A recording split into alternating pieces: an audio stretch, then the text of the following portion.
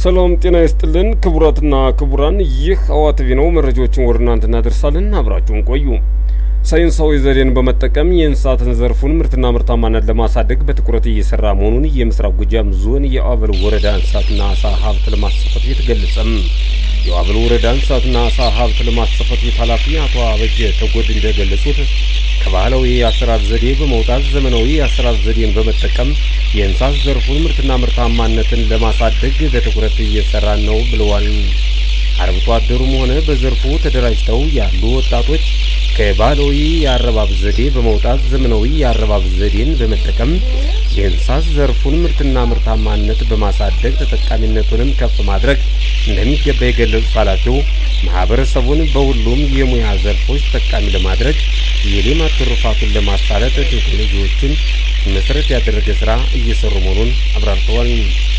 በዚህም እንስሳትና ዓሳ ሀብት ልማት ጽሕፈት ቤት እድገት ተኮር ዘርፍ በመሆኑ በትንሽ መሬት ብዙ ሀብት የሚገኝበትና ከገጠር እስከ ከተማ ላሉ ወጣቶች የስራ ዕድል መፍጠሪያ ዘርፍ በመሆኑ ባለፉት ዓመታት በርካታ ወጣቶችን በተለያዩ የእንስሳት ዘርፎች በማሰማራት ሞዴል ወጣቶችን በመፍጠር መቻላቸውንም ያስታወሱት አቶ አበጀም በ2018 በጀት ዓመትም ከዚህ በበለጠ ስራ ለመስራት ኤፍኤስአርፒ ፕሮጀክት ከ6 ሚሊዮን ብር በላይ በጀት እንደያዘላቸውና ይህንንም በጀት ስራ ላይ ለመዋል ደግሞ እንስሳትና ዓሳ ሀብት ልማት ጽሕፈት ቤት ከስራና ስልጠና ጋር በጋራ በመሆን በእንስሳት ዘርፉ ላይ ከ630 በላይ አዲስ ወጣቶችን በማደራጀት ወደ ስራ ለማስገባት ልዩ ትኩረት ሰጠው እየሰሩ መሆኑን ተናግረዋል።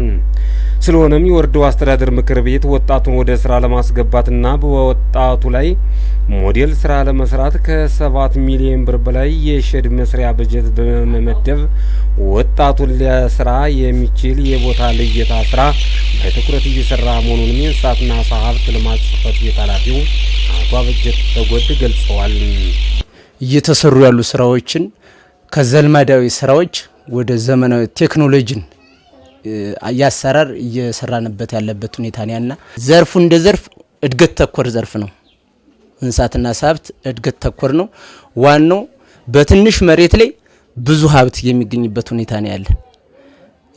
ይሄንን ያክል ብለን የመጀመሪያው የወጣቶችን ከገጠር እስከ ከተማ ድረስ የስራ ዕድል መፍጠሪያ ዘዴ ነው። ይሄ የአንድ ቀን ጫጩት ሲያድግ በመጀመሪያው ድጋፍና ክትትል ያስፈልገዋል። ሙያዊ ድጋፍና ክትትል ማለት ነው። አሁንም ወጣቶች በጣም ደስተኛ ሆነው ገበያ ላይ ያለምንም ችግር ምክንያት የገበያ ትስስር እየተፈጠረላቸውና ምንም ሳይጉላሉ ያሳደጉትን ጫጩት እየተሸጠበት ያለበት ሁኔታ ነው ያለ። ዘላለም በጣም ሞዴል ወጣታችን ነው። ሁሉንም ማህበረሰብ ስራን ያስተማረ ነው። ይሄን የአንድ ቀን ጫጩት አሳድጎ ለውጥ ማምጣት እንደሚቻል ማደግ እንደሚቻል በደንብ አድርጎ ለከተማችንም ለወረዳው ማህበረሰብ በደንብ አድርጎ ስራን ያስተማረልን ወጣት ነውና ኢንቨስትመንት ተፈቅዶለት የቦታ እንትን እንዲሰጠው እኛም ግፊት እያደረግን ያለ ከከተማ አስተዳደሩ ጋር ማለት ነው። አሁንም ቢሆን ልጁ ያነሳው ጥያቄ ትክክል ነው። እሱ ብቻ አይደለም፣ ሌሎችም አሉ። እነ መስዋዕት ያነሱ ጥያቄ አለ። እንዲህ አይነት ቦታ ይመቻችልን፣ እኛ ቤት እንስራ፣ ሼድ ሰርተን እንትን እንበል የሚል እንትን ያለ እንዳጠቃላይ ግን ሌሎች እነዚህ ስራ ዕድል የተፈጠረላቸው ወጣቶች ወደ ኢንቨስትመንት ያልገቡትን መንግስት እንደ መንግስት ሞዴል ስራ እንሰራለን ተብሎ ማለት ነው ሼድ እየተሰጠበት ያለበት ሁኔታ ነው ያለ። እንደ አበል ወረዳ አስተዳደር ምክር ቤት ከ7 ሚሊዮን ብር በላይ የሼድ መስሪያ በጀት ተመድቦ ያለበት ሁኔታ ላይ ሞዴል በሆነ መልኩ ቀጣይ ከሚመለከቱ አካል ጋር ተነጋግረን የማይፈታበት ሁኔታ የለም የሚል ሀሳብ ነው ያለ። አበል ወረዳ ለፕሮጀክት ምቹ ነው። ኤፍኤስአርፒ ከ6 ሚሊዮን ብር በላይ በጀት ይዞልናል። ከስራና ስልጠና ጋርና ከእንስሳት ጋር ሆኖ በማድለብ በወተት ላምና በዶሮ እርባታ ማለት ነው። ይሄንም አሁንም ስራ የምንሰራበት ሁኔታ ነው ያለ። በዚህ ተጓዳኝ ስራዎችን ስንሰራ ማህበረሰቡ ድጋፍ ማድረግ አለበት። በዶሮ እርባታ ተሰማርተው ከሚሰሩ ወጣቶች መካከል ወይዘሮ ሙሉ ጎጃም ይርጋ ከባለቤታቸው ከአቶ ዘላለም ሙሉ ቀን ጋር በዶሮ እርባታ ተሰማርተው እየሰሩ ሲሆን ከዚህ በፊትም በስፋት ሲሰሩ የተሻለ ተጠቃሚ እንደነበሩ ገልጸው አሁን ላይም በገጠማቸው የቦታ ችግር ምክንያት 3000 የአንድ ቀን ጫጩቶችን አስገብተው ለ45 ቀን ሽያጭ ለማድረስ እየሰሩ መሆኑን ተናግረዋል። በቀጣይም ከዚህ በበለጠ አስፋፍተው ለመስራት ያለባቸው ቦታ ችግር እንዲቀረፍላቸው ወይዘሮ ሙሉ ጎጃም ይርጋ ጠይቀዋል። ስለሆነም የዶሮ እርባታ ስራው አዋጭና ወጣቱ ቢሰራበት ተጠቃሚ ሊያደርግ የሚችል የስራ ዘርፍ ነው ስትልም መልእክቷን አስተላልፋለች። ስሜ ሙሉ ጎጃም ይርጋ ይባላል። ምን ሰራ በዶሮ እርባታ ጋር ተሰማርተን ነው። ዘላለም ሙሉ ቀን ዶሮ እርባታ ይባላል። 5000 6000 ሳይሆን 20 እና 30 ሺህ እንሰራለን። ያለብን ችግር የቦታ ችግር ነው። ግብርና ቢሮ ክትባት በነጻ እናገኛለን። መጣው እንክብካቤ ማናቆን ትምህርት ያስተምሩናል።